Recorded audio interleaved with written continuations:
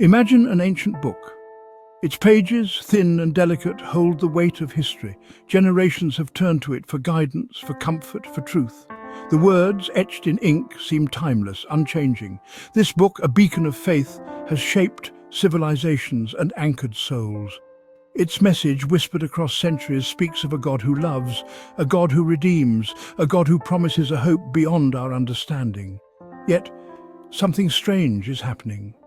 The words, once so familiar, now seem to shift. Passages memorized since childhood now hold a slightly different meaning. A sense of unease creeps in, a questioning whisper that challenges the very foundation of belief. What was once solid, unshakable, now feels fluid, uncertain. The phenomenon is subtle, like sand shifting beneath our feet. A word changed here, a verse missing there. At first, it is easy to dismiss, a trick of the mind perhaps, or a misremembered phrase. But as more people share these discrepancies, a collective unease begins to grow. How can a book revered for its immutability suddenly seem so malleable? Some whisper of the Mandela effect, a phenomenon where large groups of people misremember the same event or detail. Others, more wary, see it as a sign, a crack in the foundation of faith. Could it be that the book, once considered infallible, is susceptible to the same vagaries of time and human error as any other? The question hangs heavy, a challenge to long-held beliefs. The debate rages on. Is this a collective lapse in memory, a quirk of human perception, or does it point to something more profound, a deliberate alteration of the text itself? The faithful struggle to reconcile their experience with their beliefs. Doubt creeps in, a corrosive whisper that threatens to erode the bedrock of faith.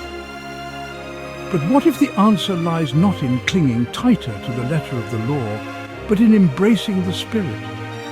What if the true Word of God is not confined to the pages of a book, no matter how sacred? What if the essence of faith resides not in memorizing verses, but in encountering the living embodiment of truth? Section 4, Beyond the Written Word. Jesus Christ. He walked among us, a living, breathing testament to God's love.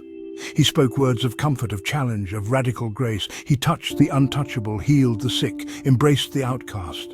His life, a tapestry of compassion and truth, transcended the limitations of written words. He himself declared, "I am the way, the truth, and the life."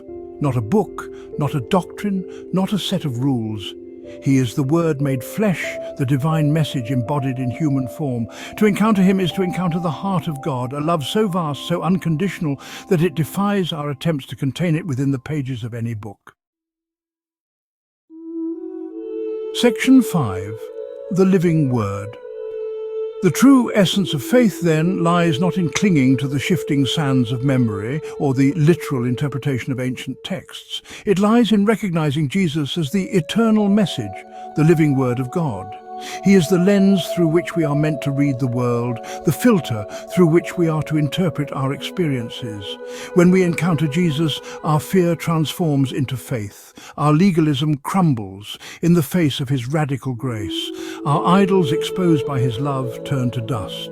We begin to understand that he is not a character in a book, but the author of our very lives. And in that realization, we find freedom. Freedom from fear, freedom from judgment, freedom to live in the fullness of his love.